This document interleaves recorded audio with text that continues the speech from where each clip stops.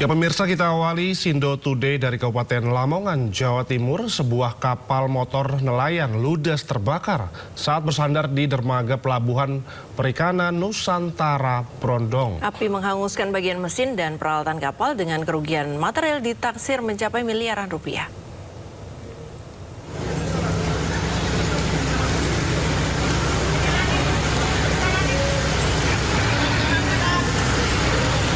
Inilah rekaman video amatir saat kobaran api membakar kapal motor Sri Sumber Rejeki milik Karpandi, warga Brondong, Lamongan, Jawa Timur pada Sabtu malam pukul 18 waktu Indonesia bagian Barat.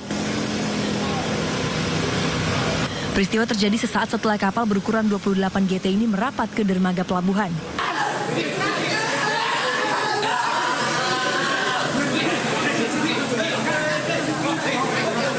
Naas, saat seluruh anak buah kapal atau ABK sedang meninggalkan kapal untuk menunaikan ibadah sholat, asap tebal tiba-tiba muncul dari bagian depan rumah kapal dan dengan cepat membesar.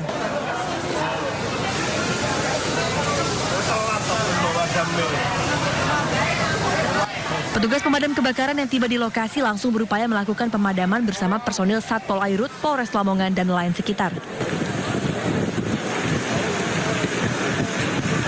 Banyaknya material yang mudah terbakar, serta adanya bahan bakar solar di dalam kapal, membuat proses jenakakan api berlangsung selama 2 jam. Api baru berhasil dipadamkan total setelah proses pendinginan selesai dilakukan petugas pada pukul 21:20 WIB. Tidak ada korban jiwa dalam musibah ini, namun kerugian ditaksir mencapai 1,6 miliar rupiah. Hingga kini, pihak kepolisian dari Satpol Airut Polres Lamongan masih melakukan investigasi lebih lanjut untuk memastikan penyebab pasti kebakaran tersebut. Dari Lamongan, Jawa Timur, Abdul Wahid, iNews melaporkan. Tidak miliki izin, sebuah tempat hiburan malam di Payakumbuh, Sumatera Barat dirazia Satpol. Petugas juga menyita puluhan botol miras dan mengamankan sejumlah perempuan pendamping karaoke. Yang lain langsung ke dalam. Satuan Polisi Pamong Praja Kota Payakumbuh menggelar razia penegakan perda di sejumlah tempat hiburan malam di Kota Payakumbuh, Sumatera Barat. Dalam operasi ini, petugas mengamankan puluhan botol minuman keras dan puluhan perempuan yang diduga sebagai LC. Razia ini merupakan bagian dari upaya penegakan perda sekaligus menjaga ketertiban umum di Kota Payakumbuh. Minuman keras disita karena tempat hiburan yang menjualnya tidak memiliki izin edar maupun izin penjualan minuman beralkohol sebagaimana ketentuan yang berlaku. Seluruh orang yang terjaring razia akan diproses sesuai ketentuan yang berlaku sebagai bentuk pembinaan dan juga memberikan efek jerah. Pihaknya akan mengirim yang bersangkutan ke panti rehabilitasi perempuan di Sukarami. Malam ini kita mengamankan puluhan botol miras, kemudian puluhan ladies atau pendamping karaoke di tempat hiburan malam. Untuk miras sendiri Bu, kenapa Bu kita amankan Bu? Karena tempat hiburan malam tersebut tidak mempunyai izin edar untuk... Satpol PP Kota Payakumbuh menegaskan kegiatan penegakan perda akan terus dilakukan secara berkala sebagai bentuk komitmen pemerintah daerah dalam menjaga ketertiban umum, menegakkan aturan, serta menciptakan Kota Payakumbuh yang aman serta kondusif. Dari Payakumbuh, Sumatera Barat, Agung Sulistyo, iNews melaporkan. Aksi brutal sekelompok gangster yang menyerang warga Tanah Tinggi, Johar Baru, Jakarta Pusat berakhir di tangan polisi. 5 terduga pelaku ditangkap setelah penyerangan membabi buta dan melukai 3 orang warga.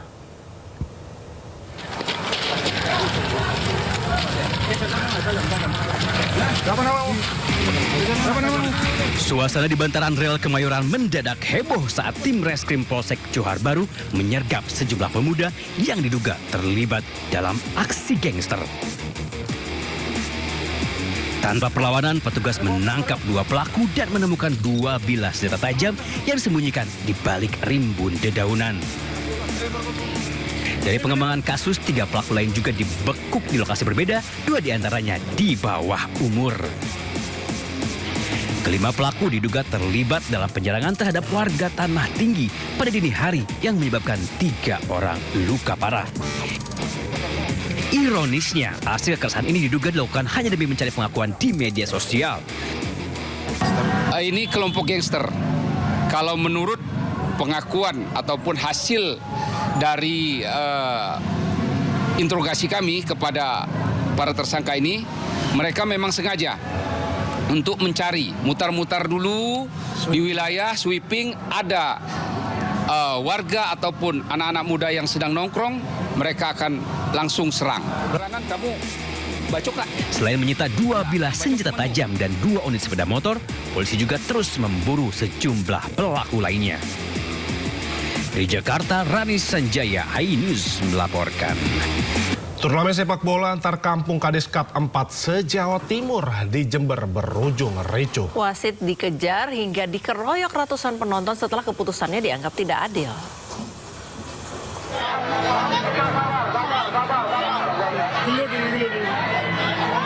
Kericuhan terjadi sesaat setelah wasit menganulir gol tim Samudra Bayangan karena dinilai offside. Ratusan penonton langsung berlari masuk ke tengah lapangan dan mengejar wasit. Wasit sempat jadi sasaran amuk massa sebelum akhirnya diselamatkan oleh TNI dan polisi yang mengamankan jalannya pertandingan. Kericuhan yang tidak terkendali memaksa panitia menghentikan laga antara Samudra Bayangan melawan Garuda Tempur Rejo. Turnamen Kades Cup 4 diikuti puluhan tim dari berbagai daerah di Jawa Timur. Katanya offside apa gitu. Yang dikeroyok siapa, Pak? Wasitnya hakim garis. Hakim garis dikeroyok? Iya, garis. Tapi nggak apa-apa, Pak ya? Nggak ngerti saya. Yang dikeroyok di sana, saya lihat di sini. Turnamen ini juga diramaikan sejumlah pemain Liga 1 dengan hadiah utama sebesar 100 juta rupiah. Tim Liputan iNews melaporkan. 2 lala gladiator antar pelajar sekolah menengah atas di Cianjur, Jawa Barat viral di media sosial. 6 pelajar yang terlibat kini diamankan polisi untuk diberi pembinaan.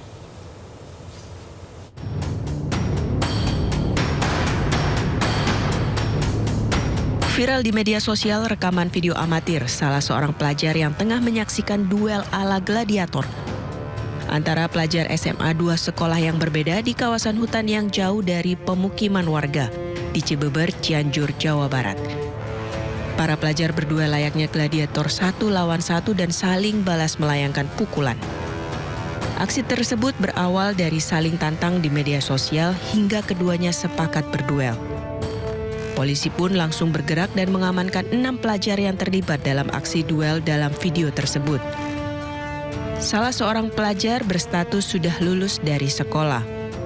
Pelajar sekolah menengah atas setingkat SMK yang beradu fisik, duel mungkin bahasanya seperti itu. Alhamdulillah dari yang tervideokan, terekam dalam video berhasil kita amankan karena posisinya masih di bawah umur 16, rentang 15 sampai 16 tahun, walaupun satu ada yang telah dewasa karena telah lulus, merupakan alumnus. Kami akan melakukan penegakan hukum mengikuti berita acara penanganan penegakan hukum anak di bawah umur. Saat ini 6 pelajar sudah diamankan di Polsek Cibeber dan dalam proses pemeriksaan. Selain itu, polisi akan melakukan pembinaan agar hal tersebut tidak terulang kembali. Seorang mantan anggota polisi digerebek saat asik mengonsumsi sabu. Ya, pelaku berusaha kabur saat petugas mencoba membekuknya.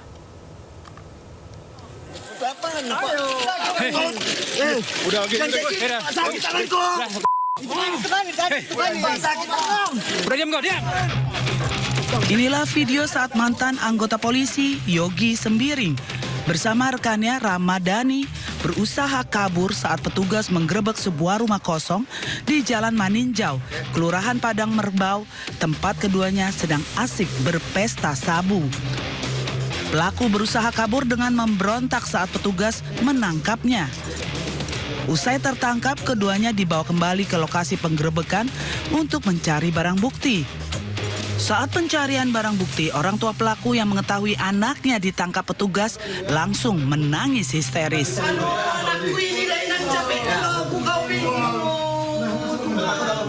Dari penggerebekan tersebut ditemukan barang bukti sabu seberat 4,7 gram beserta alat konsumsinya, uang tunai serta buku catatan kecil.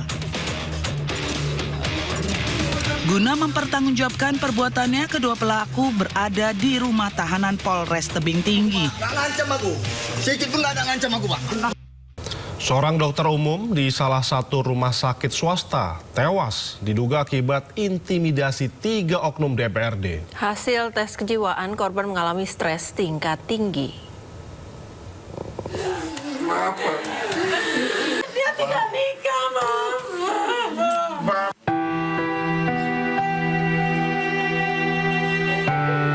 Di depan peti jenazah, ayah dan ibu mendiang Dr. Ica berlutut dan mohon maaf kepada orang tua angkat almarhum, merasa bersalah tak berhasil menjaga anak mereka.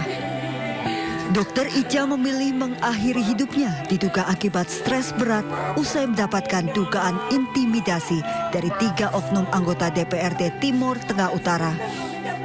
Mendiang Dr. Ica sebelumnya bertugas di Rumah Sakit Leona menangani seorang pasien rujukan karena gigitan ular. 3 oknum anggota DPRD diduga mengintimidasi Dr. Ica dan menilai lambat. Usai kejadian, Dr. Ica menjadi pribadi yang murung dan sempat curhat ke kerabat mendapatkan teror dari nomor tidak dikenal. Pesan disampaikan ada nomor-nomor asing yang masuk teror. Itu berapa kali? Pokoknya semenjak kejadian itu dia dapat teror terus. Itu dari nomor itu tidak dikenal. Terornya berapa apa? Ya teror nanti pokoknya seperti yang terjadi, jangan macam-macam. Hasil tes kejiwaan, Dr. Ica mengalami stres tingkat tinggi. Keluarga berharap ketiga oknum anggota DPRD diproses. Dari Kupang, Nusa Tenggara Timur, Eman Suni, iNews melaporkan. Ya pemirsa, atas insiden tersebut ratusan tenaga kesehatan di Kabupaten Timur Tengah Utara NTT menggelar aksi solidaritas 1000 lilin di depan kantor DPRD. Aksi ini merupakan bentuk penghormatan sekaligus ungkapan keprihatinan atas meninggalnya Dr. Ica Pakaenoni yang diduga mengalami tekanan psikis usai mendapat intimidasi dari oknum anggota dewan saat menangani pasien.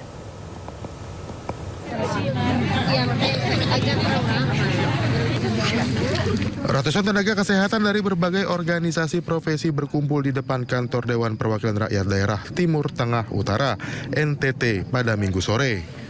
Aksi sebagai bentuk penghormatan untuk mengenang kegiatan kepergian rekan sejawat mereka, almarhumah Dr. Ica Pakaenoni. Aksi ini diikuti oleh anggota Ikatan Dokter Indonesia Cabang Timur Tengah Utara, dokter pegawai tidak tetap Ikatan Bidan Indonesia, serta Persatuan Perawat Nasional Indonesia. Kegiatan diawali dengan pembacaan surat pernyataan sikap dan doa bersama.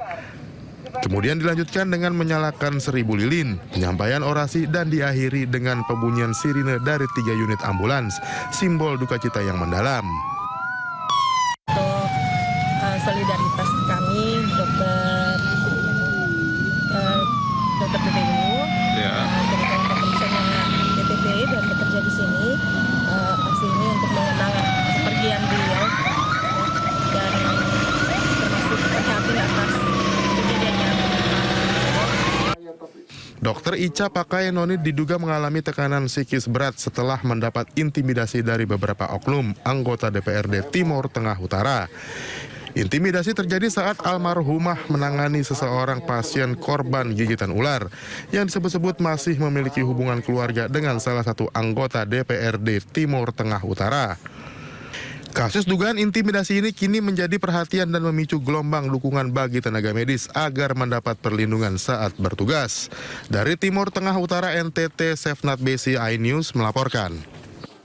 DPRD Jawa Barat menanggapi usulan hukuman kebiri bagi Taufik Hidayat, tersangka kasus penyekapan dan juga penganiayaan gadis YT. Anggota DPRD Jabar Iswara mendukung hukuman kebiri asal tidak bertentangan dengan hukum.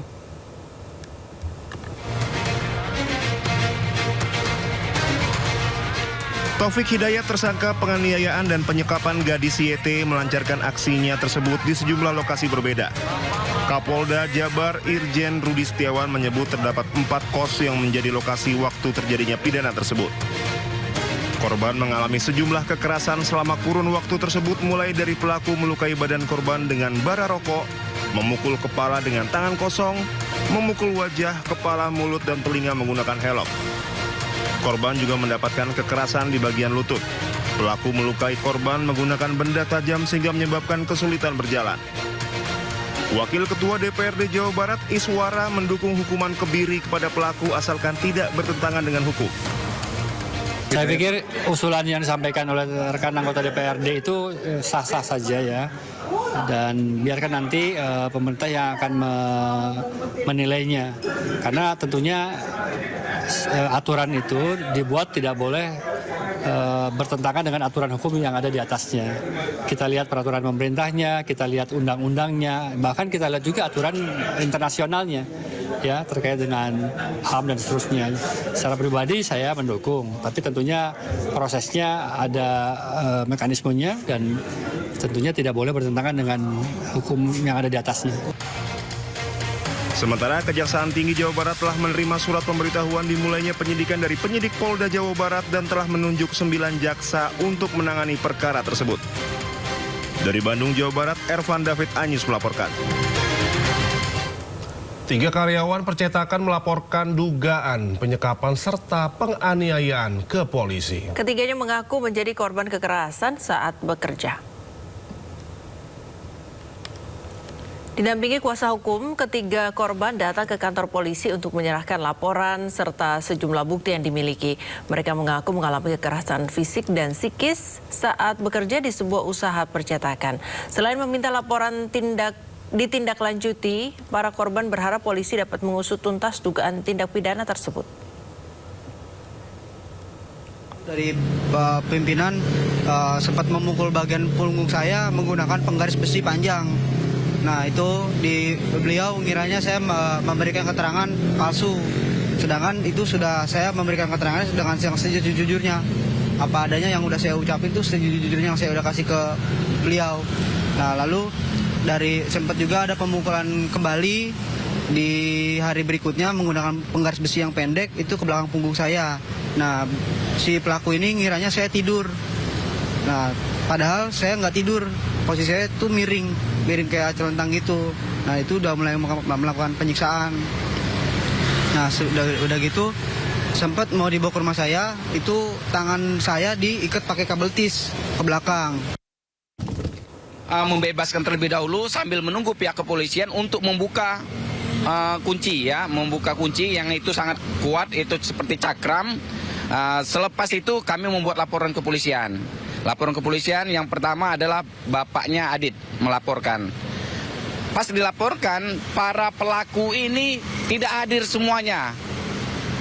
Sudah ditelepon, sudah dihubungi oleh pihak kepolisian, tidak kooperatif. Sebuah truk tangki berisi air terguling di Jalan Raya Banjar Sugihan Tandes, Surabaya. Akibat insiden ini, sopir luka parah.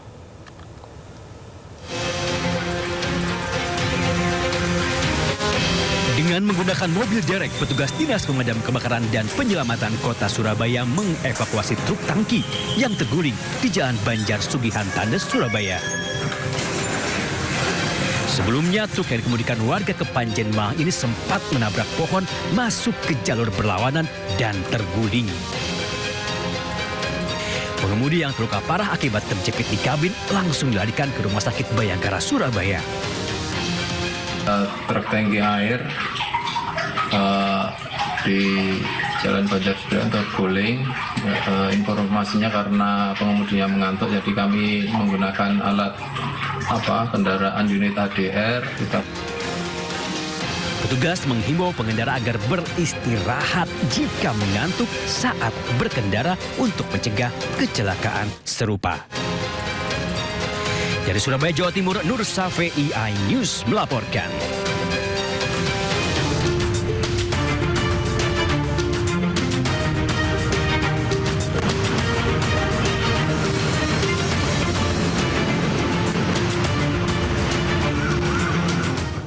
Ya pemirsa, selanjutnya kami akan ajak Anda mengetahui pantauan lalu lintas hari ini di sejumlah wilayah melalui pantauan CCTV Korlantas Polri.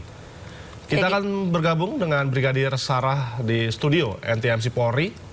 Ya, Brigadir Sarah, selamat pagi. Bagaimana pantauan arus lalu lintas di sejumlah titik di wilayah Indonesia melalui pantauan CCTV di sana?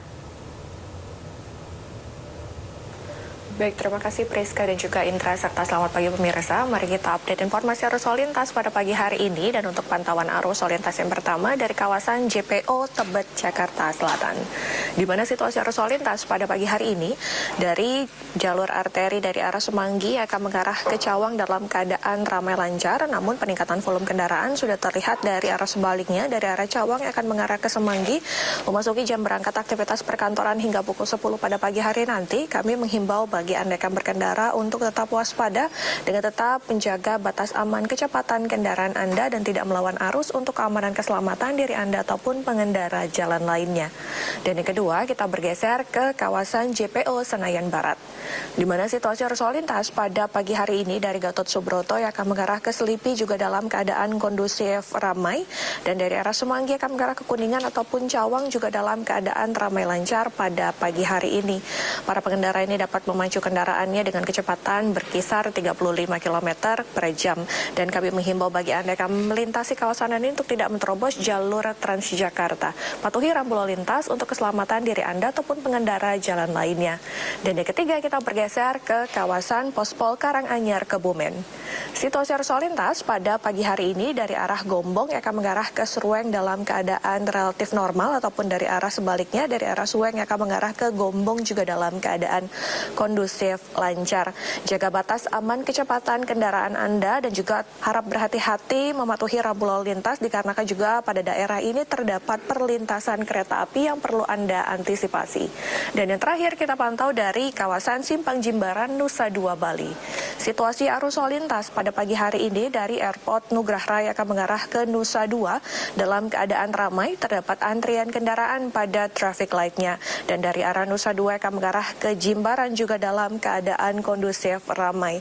Terdapat antrian kendaraan, namun selepasnya kendaraan dapat melaju dengan kecepatan normal. Selalu berhenti di belakang garis stop saat Anda berada pada traffic light, patuhi marka jalan. Dan dapat kami informasikan berdasarkan data IRSMS Korlantas Polri, angka kecelakaan lalu lintas di seluruh Indonesia 1 kali 24 jam terjadi sebanyak 213 kasus laka lantas. Dengan rincian 16 meninggal dunia, 20 luka berat, dan 261 luka ringan. Dari 213 kasus laka lantas tersebut, 99% terjadi di jalan non-tol. Untuk itu, patuhi rambu lalu lintas yang berlaku dan tidak melawan arus untuk keamanan keselamatan diri Anda ataupun pengendara jalan lainnya. Demikian informasi arus lalu lintas yang dapat saya sampaikan. Stop pelanggaran, stop kecelakaan, keselamatan untuk kemanusiaan. Salam presisi.